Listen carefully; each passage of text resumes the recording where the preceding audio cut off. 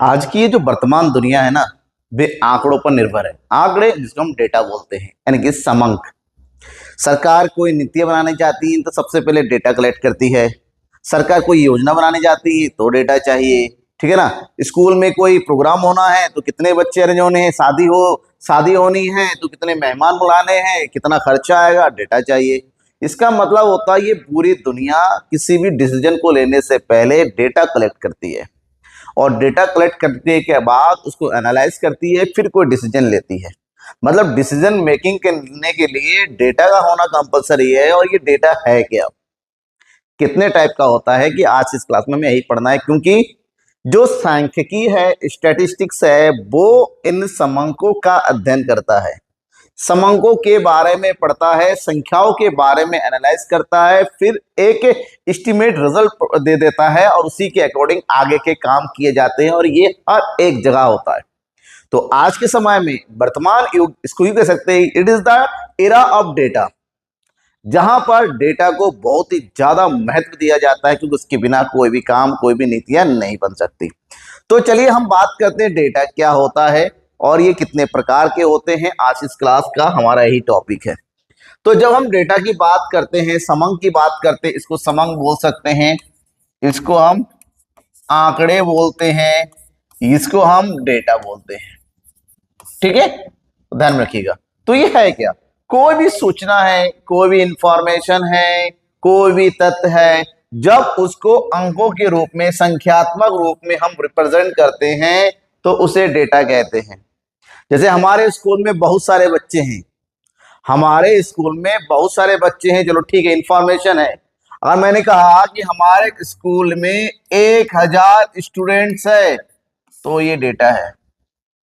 भारत के में बहुत सारे लोग गरीब है, ठीक है, इंफॉर्मेशन है। लेकिन मैंने कहा कि भारत में 21% से ज्यादा लोग गरीब है तो ये डेटा है।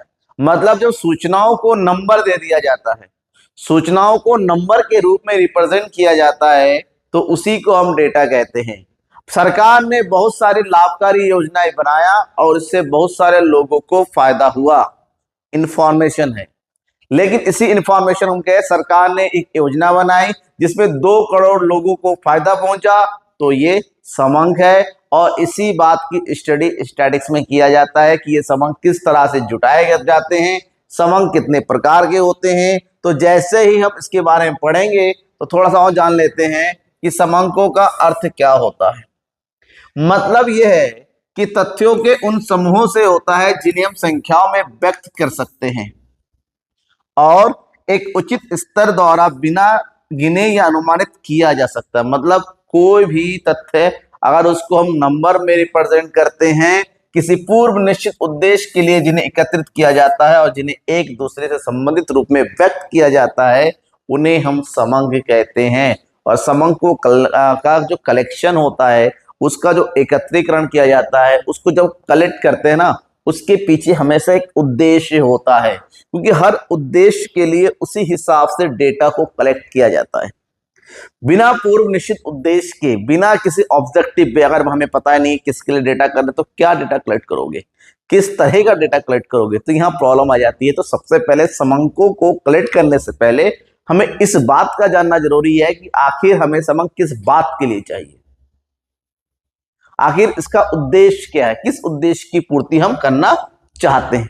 तो यहां पर हम बात करेंगे समंकों के प्रकार। जब समंक कलेक्ट किया जाता है ना, तो कलेक्शन के अकॉर्डिंग इसको 2 प्रकार में बांटा गया है। एक है प्राथमिक, प्राइमरी डेटा, और दूसरा होता है द्वितीयक, यानी कि सेकेंडरी डेटा।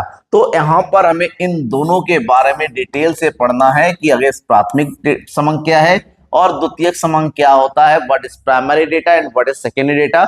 इसके बाद वाले वीडियो में हम बात करेंगे कि इन प्राथमिक और द्वितीयक समंकों का संकलन यानी कि कलेक्शन आखिर किया कैसे जाता है, कौन कौन सी विधियां हैं। अगर आपने उन विधियों के बारे में पढ़ना है तो सब्सक्राइब कर लीजिएगा अभी, और नोटिफिकेशन को ऑन कर लीजिएगा, ताकि नेक्स्ट वीडियो आते ही आपको पता चल जाए कि हाँ भैया आ गया है, अब उसको देख लेना चाहिए। तो यहां पर सबसे पहले हम बात करते हैं प्राथमिक समंक, प्राइमरी डेटा। याद रखिएगा, प्राथमिक मतलब होता है सबसे पहले।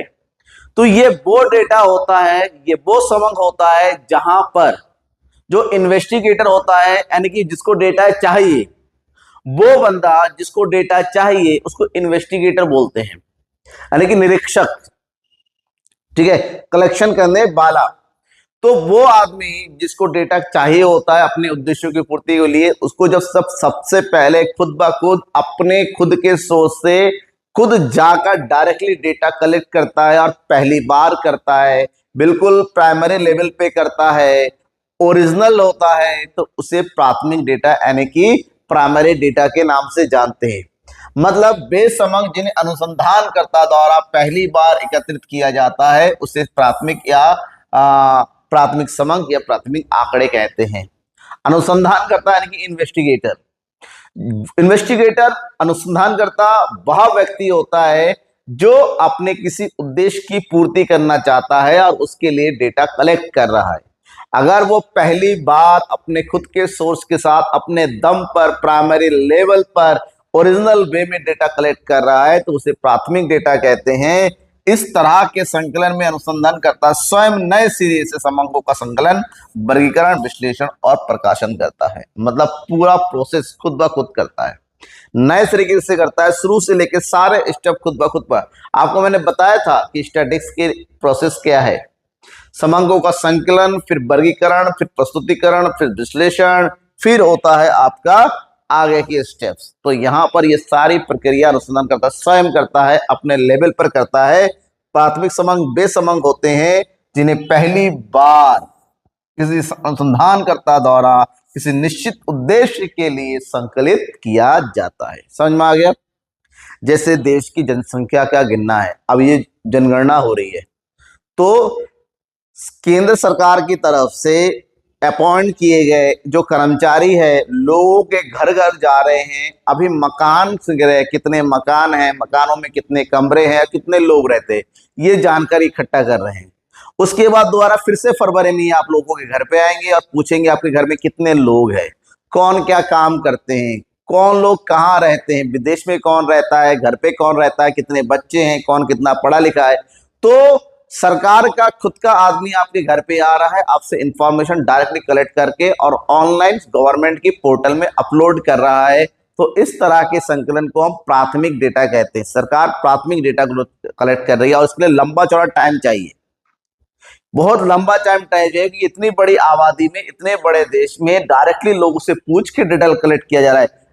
मेरे परिवार का डेटा मुझसे पूछ कर कलेक्ट किया जाएगा, तो इसको प्राथमिक डेटा कहते हैं। वहीं पर प्राथमिक डेटा की अपनी कुछ विशेषताएं होती है। क्या? अनुसंधानकर्ता स्वयं समंकों का संकलन करता है, मतलब वो दूसरों पर डिपेंड नहीं रहता है, स्वयं अपने लेवल पर आदमी लगा सकता है लेकिन किसी दूसरे थर्ड पार्टी पे डिपेंड नहीं रहता है। सभी समंक पहली बार संकलित करते हैं, बिल्कुल ओरिजिनल होता है। ओरिजिनल होता है तो इसमें विश्वसनीयता भरपूर होती है। अनुसंधान खोज के उद्देश्य, आकार, स्वरूप के आधार पर आंकड़े एकत्र करता है। आपकी जरूरत क्या है, कितना डेटा चाहिए, कितनी ओरिजिनलिटी चाहिए, वो खुद तय करता है और उसी के अकॉर्डिंग डेटा को यहाँ पर कलेक्ट करता है। इसलिए प्राथमिक जो डेटा होता है, प्राथमिक आंकड़े होते हैं, सबसे ज्यादा उपयोगी और सबसे ज्यादा विश्वसनीय होते हैं। नेक्स्ट पॉइंट बात करते हैं द्वितीयक समंक के। वे समंक जिन्हें पूर्व में ही किन्हीं और व्यक्तियों या संस्थाओं के द्वारा एकत्रित कर लिया गया है, प्रकाशित किया जा चुका है, उसको अनुसंधानकर्ता अपनी जरूरत के लिए पूरी। जैसे मैंने आपसे पूछा कि भैया बताओ भारत की जनसंख्या कितनी है, तो भारत की जनसंख्या कितनी है आप क्या करोगे? क्या खुद जाके भारत के हर एक आदमी को गिनने लग जाओगे? नहीं, पॉसिबल नहीं है। तो आप ऑन द स्पॉट आप क्या करोगे, इंडिया के सेंसस की वाली वेबसाइट भी जाओगे और वहां जाके पता करोगे भारत की जनसंख्या 140 प्लस करोड़ है। ठीक है, 140 करोड़ प्लस जनसंख्या है और अभी इसकी जनगणना होनी है, मतलब चल रही, प्रोसेस जारी है। तो वो समंक, अब इस आंकड़ों किसने जुटाया था? इस आंकड़ों को जुटाया था सरकार ने। सरकार के जुटाए आंकड़ों को जो कि वेबसाइट में पब्लिश है, उसको हम अपनी जरूरत के लिए प्रयोग कर रहे हैं, तो उसको हम द्वितीयक समंक के नाम से जानते हैं। मतलब किसी और का डेटा, किसी और की मेहनत को हम अपने लिए यूज कर रहे हैं।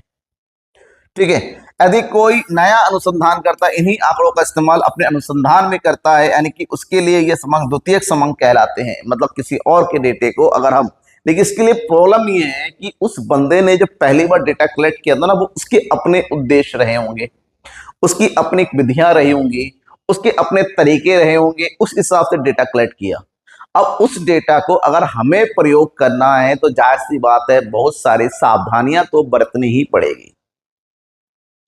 डेटा का कलेक्शन का मेथड क्या है, क्या ये मेथड मेरे उद्देश्यों की पूर्ति करेगा, क्या वो उसने डेटा को किस तरीके से कलेक्ट कर रखा था, क्या उसे सैंपलिंग कर रखी है, क्या उसने सेंसस कर रखा है, क्या उसने इन्वेस्टिगेशन मेथड यूज किया है या फिर टेलीफोनिक मेथड यूज किया है, इन सब के बारे में पहले जानना पड़ेगा। उसके बाद हम डेटा को अपने लेवल में यूज कर सकते हैं। और ये भी बता दें कि ये हमेशा 100% ट्रू डेटा नहीं होता है, एस्टिमेटेड होता है, इसलिए बहुत सारी सावधानियां द्वितीयक समंकों के प्रयोग करने से पहले उठानी पड़ती है।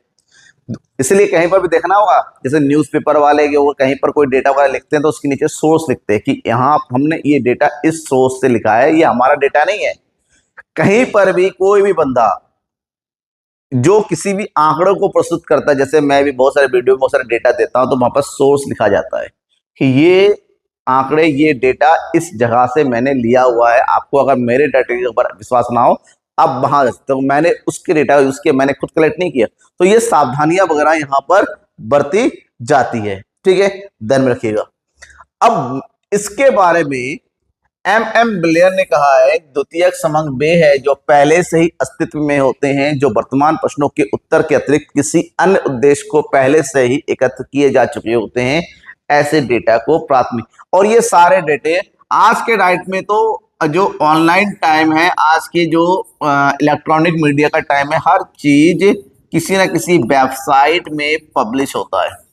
चाहे वेबसाइट की बात करें या फिर बुक्स की बात करते हैं या फिर हम न्यूज़पेपर की बात करते हैं, कहीं कहीं ये डेटा पब्लिश होता है।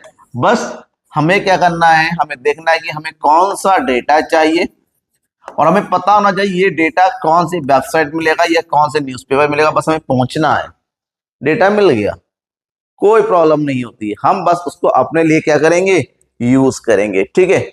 अब प्राथमिक डेटा और द्वितीयक डेटा में क्या अंतर है, इस अंतरों के बारे में बता दें। सबसे पहला है प्राथमिक समंक, पूर्ण मौलिकता होती है इसमें, क्योंकि यहाँ पर अनुसंधान करता है इन्वेस्टिगेटर अपने उद्देश्यों की पूर्ति करने के लिए सबसे पहले स्वयं कलेक्ट करता है। द्वितीयक मौलिक नहीं होता है, क्योंकि किसी और व्यक्ति ने अपने उद्देश्य कलेक्ट किया था और उसको अनुसंधान करता अपने लिए यूज कर रहा है। नंबर 2, प्राथमिक एकत्र करने में धन, मेहनत बुद्धि, इसमें श्रम वगैरह सब कुछ चाहिए, क्योंकि प्राथमिक है, इसमें पैसा भी चाहिए, इसमें टाइम भी चाहिए, इसमें लेबर भी चाहिए, सबसे इंपॉर्टेंट इंटेलेक्चुअल पावर की जरूरत होती है। लेकिन द्वितीयक समंक क्योंकि किसी और ने कलेक्ट कर लिया होता है, इसमें आपको ना समय चाहिए, ना पैसे चाहिए, ना कुछ चाहिए, बस सोर्स चाहिए, हो गया, डेटा मिल गया, ठीक है। नेक्स्ट है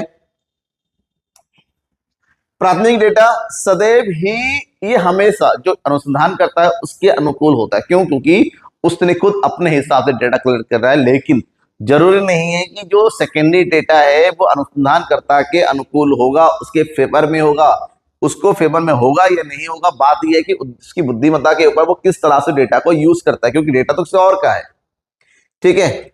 प्राथमिक का प्रयोग करते समय अत्यंत सावधानी बरतने की आवश्यकता नहीं होती है, क्योंकि ऑलरेडी वो सावधानी से डेटा कलेक्ट किया हुआ है। लेकिन द्वितीयक समंकों का प्रयोग करने से पहले प्रॉपर सावधानी उठाना बहुत ज्यादा जरूरी है, क्योंकि इससे अगर सावधान नहीं रहते हैं, हमें सही तरीके से यूज नहीं करते हैं, लास्ट में हमारे उद्देश्य भी गलत हो सकते हैं, हमारा रिजल्ट खराब हो सकता है, ठीक है। तो कैसा लगा आपको ये क्लास समंक के बारे में जानकर? अच्छा लगता है तो लाइक करके शेयर कर देना। कहीं पर कोई डाउट है, कुछ पूछना है तो कमेंट बॉक्स में कमेंट करके बताना। आपके लिए मैं हमेशा तैयार हूं, बस आपका कमेंट आने का इंतजार है, उसके तुरंत रिप्लाई आपको जरूर मिलेगा, ठीक है। सबको बाय बाय, सब्सक्राइब जरूर कर लो दादा।